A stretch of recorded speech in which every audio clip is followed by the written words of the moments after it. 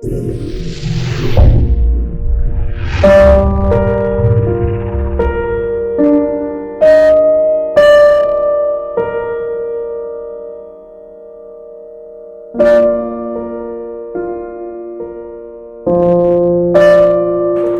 comes after Rajasthani, and not after, but simultaneously, where you have the courts of Bikaner and courts of what is the Jodhpur develops late, but matlab Mewar school. But similar time, you have what happens. Most of the artists after Jahangir came onto the throne, he removed lot of artists from the Akbar attire. So most of the artists their for the work for in search of patron and all start moving. So it believed that lot of artists move towards the Rajasthan school in this not Rajasthan school in the terrain of Rajasthan and went to different schools of Rajasthan. Like as I said, there are in Kota during the time of Jahangir there are artists who went to Kota. Then they went to the small which is known as the popular Mughal style. Which is popular Mughal style is where you have all these small governors, which is under Mughal, but they hold a lot of power. They are ruled by they have subsumed to Jahangir or to the Mughal power, but they are the governors of their own places. So these governors also becomes patrons, and they also have similar. They also want to represent such similar taste as their kingship. Okay, so there are a lot of what you can say, lot of artists, not lot of, but artists who are traveling to this court also after they lose their patron as a. So then this, and then there are artists who move towards Pahadi schools. Okay, so Pahadi again, as I said, Rajasthan already have its own folk tradition and indigenous style, and then the Mughal style come up and make it like in Kota. Similarly, Pahadi already have their own folk tradition. Okay, so the earliest school of Pahadi which we come across is Basholi, and Basholi you will see this sort of a Kotli style, the representation of a Kotli style, as well as the folkish, the folk quality of this very vibrant colors, bold outlines. That is Pahadi. So you have a court style which is developing with or without Mughal, as it happened in Rajasthan. So Basholi also is devoid of any such a Mughal influence. Pahadi has the influence of the Rajasthan schools, of mostly, if you see this tradition, so it's mostly called Rajasthan school because we are not very sure which schools take it. So it has that sort of recognition. It's influence from not from direct Mughal influence, but somewhere down from Rajasthan.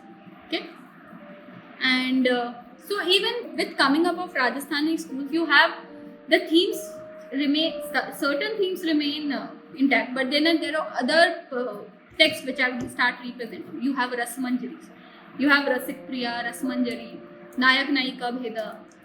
Then you have the bardic stories like Dhola Maru and all these, which talks about the Vellore, which talks about the victory, warriors and all, which started representation, which started being illustrated. So this is that sort of tradition, that sort of thematic content is start represented in the different courts or the different schools of Rajasthan. Like you see Ragmala in the court of Mewar also, you will see Ragmala in the court of Bundi also, you will see in the court of Jaipur also. So all these, and like Rasik Priya is there in the court of Bundi, Rasik Priya is there in the court of in the Pahadi schools. And these are all not secular. I would say they are all secular poetries and the secular texts. They talk about the Nayak and Nayika, the hero and the heroines. And later, so this look more like, the imagery look more like a Krishna. But mostly, until and unless it is not a Geet Govind, it is not Krishna, it is Geet Govind or Krishna Leela, they are the Nayak and Nayikas. Quite late in 18th century and all, the representation, the Rasik Priya and Rasamanjari text include it as the Radha Krishna, even in the writing format. Okay, otherwise they talk in the form of not as the Radha Krishna, they have written down, they have mentioned them as the Nayak and the Nayikas. So, and these texts almost developed in a very close association with the Indian aesthetic tradition of the Rasa theory. I feel when I'm not saying it is not a statement which I'm making, but I feel to understand particular bhava, particular emotion, each naika, each heroine is depicted in that manner. Each heroine is represented, is explained in the text in that manner. Okay? And they are, most of them are the Shringaric poetries. So there are heroines, like they are divided. They are the Ashtanayikas, which are described according to their emotion, or which are described according to their emotions as well as their condition. Like one of you have Vasak Sajja, who is getting ready, who is decked up with makeup and who is waiting for his lover to come. So he is getting ready. Then, as I said, he is that Ashtanayikas or these sort of heroines are depicted in different mood, in different bhavas. And so Abhisarika, if you see, Abhisarika is a heroine who is going to meet her lover in the dark. So how you understand this is Abhisarika? Of course, it is written there. But iconography is also a very interesting part which develops with this coming up of the hero and heroines. The iconographic of the particular characters. So when you see a snake, when you see a dark night, when you see a skeleton in the pahadi and all, you will see a lot of characters like this. This is where you know the heroine is Abhisarika, because she is somebody who is taking all that risk and going to meet her lover.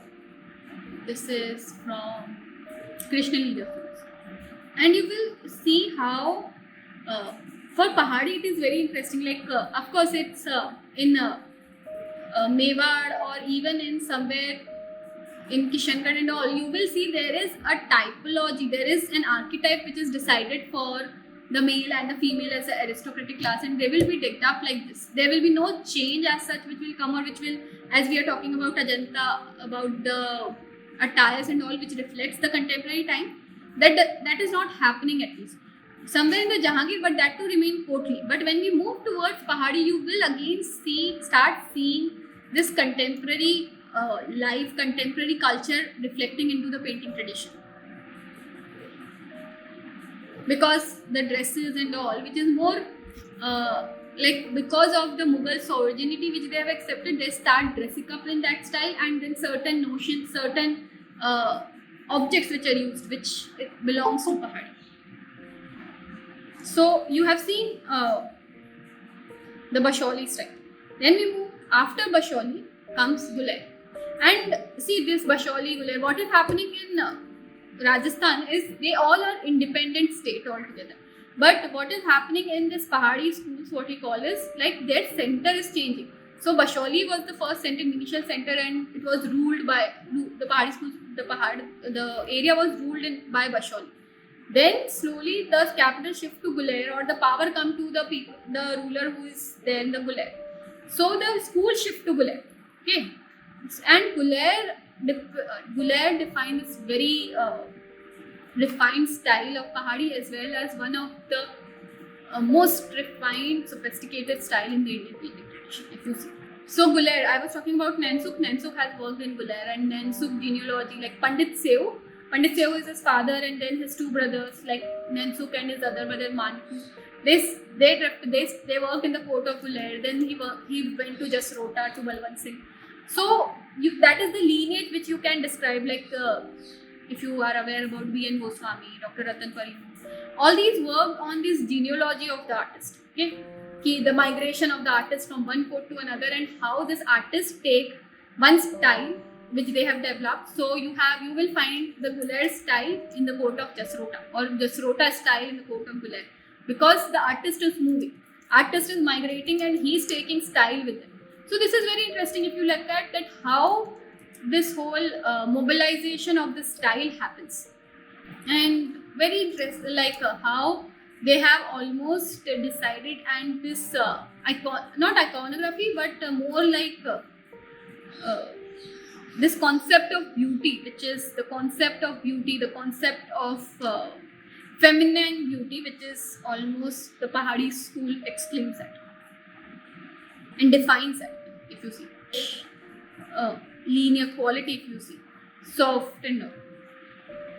How they're treating the body, I'm not identifying with gender, but then how they are treating the body is very important to give that tactile quality which is happening. And even not only about the like tactile quality in a manner, like how the skin is treated, how the jewelry is treated, how like that diaphanous or this translucent quality of a attire, all these are very important to look at. Lush green vistas of the pahad, of the mountain which is captured. Okay.